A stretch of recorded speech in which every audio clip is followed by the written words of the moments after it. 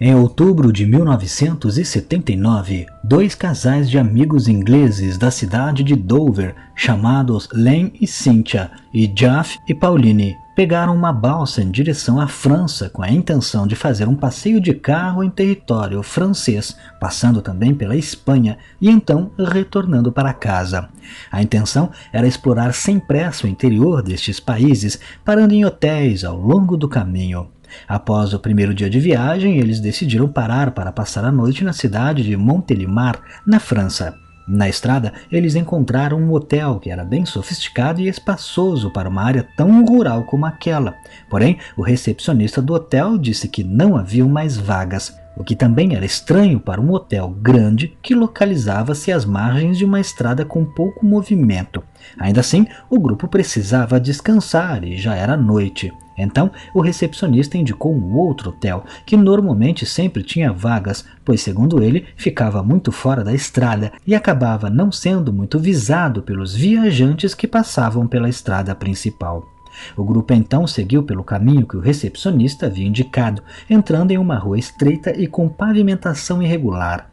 À medida que eles iam se deslocando, começaram a ver casas com aparência extremamente antiga e provavelmente abandonadas. Também destacava-se nessas construções cartazes antigos e desgastados, anunciando um circo.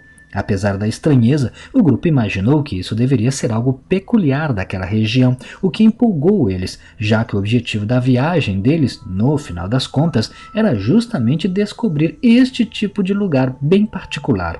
Após passar por aquele longo caminho estreito, eles encontraram dois prédios bem antigos. Um era uma delegacia de polícia e o outro era o hotel. Já de longe, o grupo notou que a arquitetura do hotel era muito antiga, porém com uma aparência de construção relativamente nova. Quando entraram no hotel, notaram que a parte interna era ainda mais vintage do que a externa. O prédio tinha 2 andares, mas não possuía elevador, não tinha telefones à vista e todos os móveis e decorações da recepção eram bem antiquados. Eles se sentiram como se estivessem dentro de um set de filmagem de um filme que se passa no início dos anos de 1900. O recepcionista do hotel também não fugia à regra e estava vestindo um uniforme de funcionários de hotéis europeus do início do século XX. O grupo então pediu um quarto para passar a noite, mas o recepcionista não falava inglês. Então eles se comunicaram através de gestos e conseguiram finalmente um quarto para passar a noite. Dentro do quarto, a decoração antiga também estava presente. As janelas, por exemplo, não possuíam vidros e eram apenas fechadas por venezianas de madeira. A porta não tinha chave e era fechada apenas por uma trava também de madeira. A mobília era rústica e parecia mais vir de algum museu de antiguidades. A cama também era antiga, dura e com travesseiros pesados e esquisitos. O hotel também disponibilizava apenas um banheiro para todos os quartos daquele corredor, que possuía uma banheira e um vaso sanitário com encanamentos muito primitivos. O grupo de amigos estavam tão fascinados com todo aquele ambiente, imaginando que provavelmente se tratava de um hotel temático para fazer com que os hóspedes se sentissem no início do século XX. Após guardarem suas coisas, o grupo então desceu para o jantar. No cardápio haviam ovos, bife com batatas e cervejas. Na manhã seguinte, o grupo desceu para tomar o café e encerrar sua hospedagem para seguir viagem. Enquanto faziam a refeição, surgiu uma mulher com roupas antigas, assim como todo o hotel. Ela vestia um longo vestido de seda, carregando um pequeno cachorro debaixo dos braços e extremamente arrumada, como se estivesse em um baile. Mas eram 7 horas da manhã. A mulher se sentou próximo ao grupo e também tomou seu café. Em seguida, chegou 2 homens com uniformes azuis com capas e grandes chapéus pontudos. O grupo logo identificou como sendo gendarmes, mas vestidos de uma forma muito diferente do que eles já haviam visto antes. Para quem não sabe, a gendarmaria é uma força militar encarregada da realização de funções de polícia no âmbito da população civil, ou seja, na prática, são como os policiais militares aqui do Brasil. Esse tipo de denominação existe na França, Itália, Espanha, Portugal e outros vários países. Após o café, eles voltaram para o quarto para recolher suas coisas e irem embora, mas aproveitaram antes para bater algumas fotos no quarto como recordação. Quando chegaram na recepção, o atendente lhes deu a conta em um total de 19 francos, o que eram, na época, cerca de apenas $3. O grupo achou estranho o valor ridiculamente baixo e tentaram com gestos explicar para o atendente que eles eram 4 pessoas que haviam jantado e tomado café da manhã, mas eles ainda insistiam que o valor era esse, e nenhum dos funcionários achou estranho que a conta tenha dado tão baixo. Então eles pagaram e entraram no carro, mas antes de partir perguntaram a 2 gendarmes que estavam ali próximos ao hotel qual caminho eles deveriam tomar para pegar a rodovia para Avignon e a fronteira com a Espanha. O grupo ainda se atentou a usar a palavra em francês para a rodovia, que seria autoroute, mas os gendarmes não entenderam justamente essa palavra especificamente, mas conseguiram entender o restante da mensagem do grupo. Eles então seguiram o caminho indicado pelos gendarmes para chegar até a fronteira com a Espanha. Percorreram várias estradas sinuosas e estreitas, algumas sem pavimentação e outras com pavimentações irregulares, o que forçou o grupo a tentar se encontrar com seu próprio mapa, mas depois de algum esforço eles finalmente retomaram a rota que haviam planejado.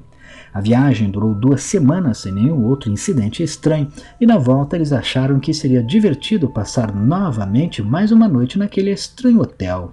O grupo passou então na mesma estrada, pelas mesmas ruas estreitas e pelas construções antigas com cartazes desgastados de um circo. Mas quando chegaram ao local onde estava o hotel e a delegacia, não havia nada ali.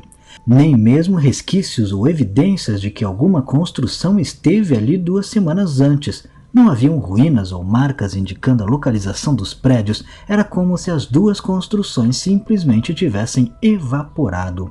O grupo ainda voltou e passou várias vezes pela estrada principal. Encontraram o hotel que não tinha vagas e que indicou a eles o outro hotel vago. Eles até entraram em outras estradas para ter certeza de que o caminho era aquele, mas realmente eles haviam ido para o local certo, e o hotel e a delegacia simplesmente não estavam mais lá, como se nunca tivessem existido.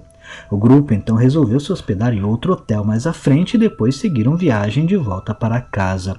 Já em território inglês, eles foram revelar as fotografias e descobriram que as fotos que eles haviam batido no hotel antigo não estavam lá. Era como se nenhuma foto nunca tivesse sido batida naquele lugar. Curiosos e tentando encontrar respostas para o que havia acontecido, o grupo também descobriu que o uniforme que os gendarmes usavam eram do início dos anos de 1900 e haviam sido usados somente até 1905. Depois, outro uniforme passou a ser adotado pela gendarmaria francesa. Os 2 casais contaram sua história para amigos que eventualmente contaram para outras pessoas, até que a história chegou a algumas mídias especializadas em temas paranormais. Porém, o relato do grupo foi recebido de uma forma um tanto dividida. Enquanto alguns atribuíam o ocorrido a algum fenômeno de passagem temporal em que o grupo tenha sem querer acessado uma outra linha do tempo mais antiga, outros, como a investigadora paranormal Jenny Handels, argumentava que haviam pontos estranhos no relato do grupo, pois mesmo aceitando a tese de que eles teriam de alguma forma se transportado sem querer para um hotel do início do século XX, como que os funcionários, os outros hóspedes e até mesmo os próprios gendarmes não estranharam as roupas, cabelo e até mesmo o carro do grupo, já que estes itens seriam considerados futuristas e bizarros pelas pessoas do início do século XX. Ainda assim, o grupo insiste que sua história é real, mesmo que eles não tenham como provar. Mas e você? O que acha? Não deixe de comentar. Se gostou, clique em gostei. Não esqueça de se inscrever no canal, vire membro, se puder clicando em Seja Membro, e me siga lá no Instagram.